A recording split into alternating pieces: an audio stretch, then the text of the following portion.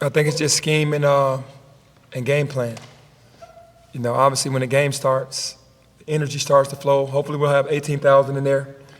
There's no way we need to start off slow at home, but we haven't been home in a while, so it's going to be, you hope to come out and be like, we're back home, we're excited, but you just hope not to get a slow start at home, coming back with that type of energy in the crowd. But game plan is what should not allow us to get out to a slow start. What's your emotion for your first real, true game back this year at home? Yeah, I've had big games in the Forum before, so I'm just excited to get there. This is the first one this year. I know, it is the first one this year, but, you know, I just love these opportunities, man. I'm not really looking at it as any game that I haven't coached thus far, like as far as the big games at home. You know, we've had the Houstons at home, we've had Alabama here, so I'm just, you know, looking at Clemson as one of those big games that I have to be sharp and have the energy for my guys. Did a much better job on the boards at A&M. This is a great rebounding team, veteran team. Have you figured out those issues, Benny, especially giving up the offensive rebounds that have been a problem? Well, we've been working on it every day, and we put some drills in every day, and it seems like the guys are really listening and understanding how important it is and not overlooking it anymore. I think they felt like the ball was just going to fall in their hands before, even though we were working on it, but now you can hear them constantly talking about it, saying, hey, we have to box, we have to turn, we have to see where the guys are coming from, and we have to get those rebounds. As you prepare for Clemson, what has stood out to you about this program? About Clemson? Well, Clemson is, you know, they're hungry because they haven't won the way that they wanted to win. Main reason why P.J. Hall came back, main reason why Joe Girard transferred from Syracuse to there, they want to win. So they're very hungry. And to be 9-0 right now, they're very confident. And the thing that stands out is it's been a team that's been down, but now they're up and they're loving where they are right now, you know, playing with a lot of confidence. With winning games and losing games at all, a lot of it comes down to like one singular thing or a stat maybe. Is rebounding that for you guys? Like if you win the rebounding battle, you are in pretty good shape? I think any coach would tell you if you win the rebounding battle, unless you're just fouling like crazy, you win the rebound battle and the free throw battle, that you have a good chance to win every night.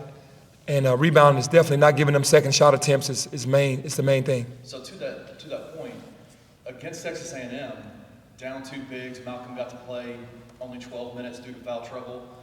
You guys played a lot of small ball and still won that rebounding battle. Was it when you looked at the stat sheet afterwards, were you pleasantly surprised, or could you tell that was happening as the game was going on, that you guys were asserting yourself on the glasses? While the game was going on, it seemed like they got every offensive rebound, all those tip-outs, because they got 4 or 5 tip-outs in a row. But it's preparation. It's what we prepared for. It's what we kind of made our focus in our practices. So it doesn't shock me that the small ball, we rebounded better, and you know, it's just we're preparing ourselves to do that on a nightly basis. How will Javon Quinterly's played at the last 2 games? What's been the difference, you think, in terms of what he's doing out there? Because obviously he's playing at It makes a huge difference, man. We'd be undefeated if he and Caleb and Jaquan were playing at a high level. We wouldn't have lost to Nova. We wouldn't have lost to Ole Miss. They struggled for about 4 games offensively, shooting percentages from field goal and 3, and just didn't have it. The main reason why we won the last 2, they've scored, you know, and you just need your guys to be your guys. They got to show up. I know you guys have worked a lot on what happened at the end of that A&M game, where they were able to get that lead down to 4. You had trouble with the inbounds and breaking the pressure. That's something you obviously have focused on in practice. We shored that up. The problem is guys are trying to get fouled. They're not trying to foul. They're trying to steal the ball. So we said you can't hold the ball because they're thinking as soon as the ball comes in, they're going to foul. No, it was too much time left on the clock. So we put ourselves in really bad situation trying to wait to be fouled instead of getting the ball up the court. So, yeah, we've definitely shored that up by saying get the ball up the court, and it doesn't matter who shoots the free throws. But they were trying to get fouled. That's why it looked so bad in those segments. You mentioned Jaquan saying that he's not shot the ball well lately, but it seemed like in that second half he did some subtle things that, you know, passing the ball out of double teams and defensive and rebounding the ball. He did. Do you see him turning a corner? Like, do you feel like that's inevitable? He's going to find it. I think definitely he's going to find it. But I know he's making a conscious effort to be more of a playmaker while his shot is not on. Even when his shot is on, he's still going to be that guy. He likes to get the ball to his teammates. He likes to make the extra pass. And when his offense catches up, like he shot the ball really well against Jackson State. and then he stopped shooting and started trying to find teammates. But that's the way we know that Jaquan can shoot the basketball, and at any given time, that can turn. How do you think your team responded to being away from home for so long? Did it take any sort of toll? I don't think it took a negative toll. It took a positive spin because we bonded more together, being in the hotels, being on the road. And, I never wanted to play away from the FedEx Forum, be away that long ever again. But, the bonding definitely worked for us being around each other, for sure. So we can rule out, say, a 6-7 game road trip in the future?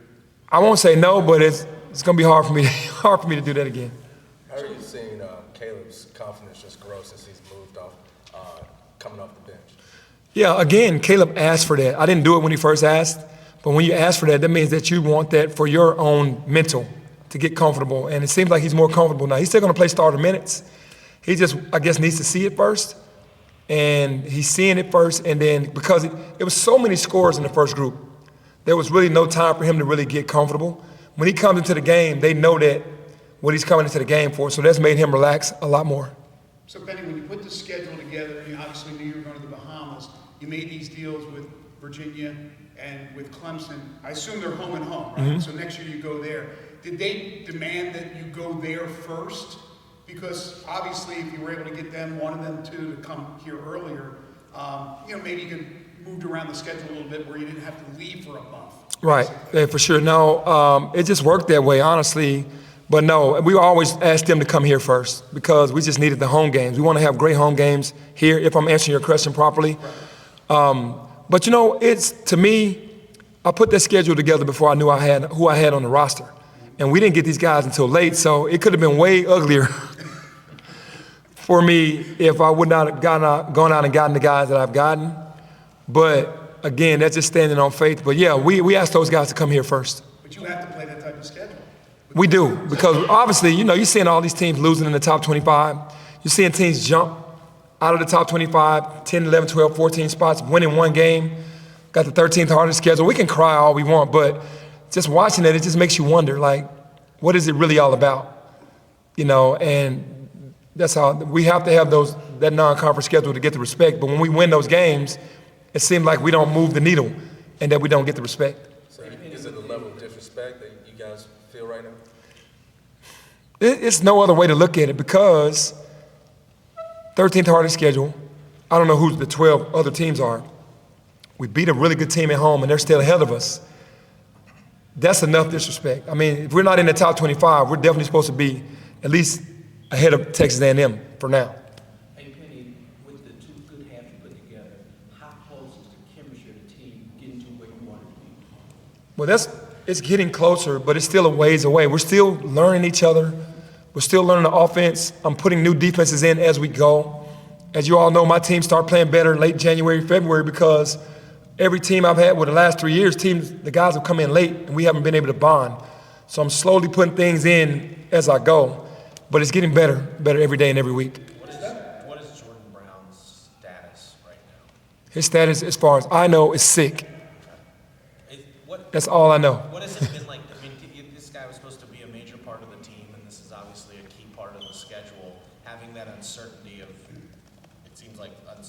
whether he's available or not, how's the team dealt with it? How are you dealing with it? I mean, we're just trying to support him from afar, and that's all we're doing as a team and as a staff. So he's not with the program right now, like he's away, like he wasn't at practice today, or he's not in the... He's not at practice, but he's still with the program. Are JQ and David kind of giving you KD and DeAndre vibes a little bit? Yeah. I mean, you can say when they're both playing really well, they give you those vibes of Katie and Dre. Did you think that, it's rare to get a 1-2 punch one year that way, but to get them two different guys the very next year playing at a similar level, you must feel like you struck gold.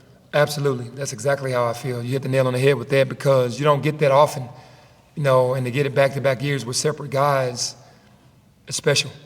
Speaking of JQ, he told some of us after that last game that him and Malcolm led these player-led, player-only meetings, and that's how they got back on track. They kind of rallied their teammates and whatnot.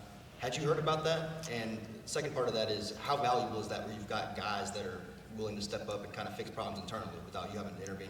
Yeah, no, I knew that they were doing some things, but it makes me feel good that those guys are leading those meetings in a positive way.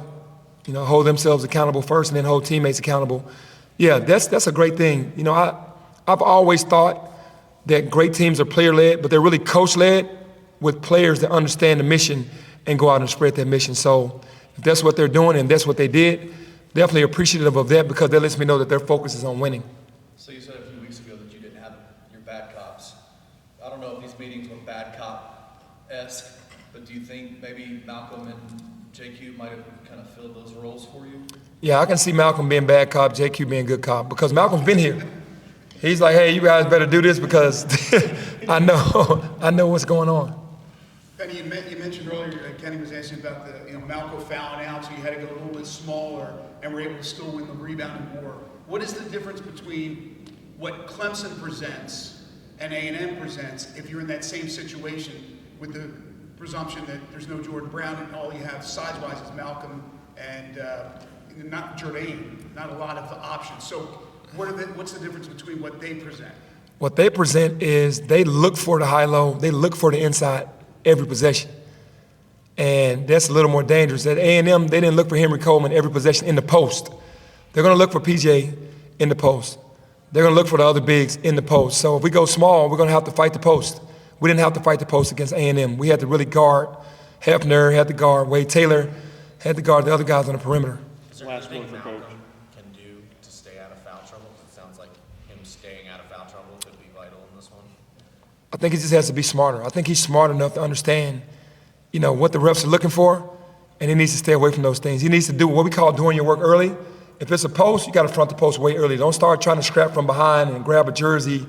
They're looking for that because they watch film, they talk, and then Malcolm is not the nicest kid to the refs, so that hurts you too.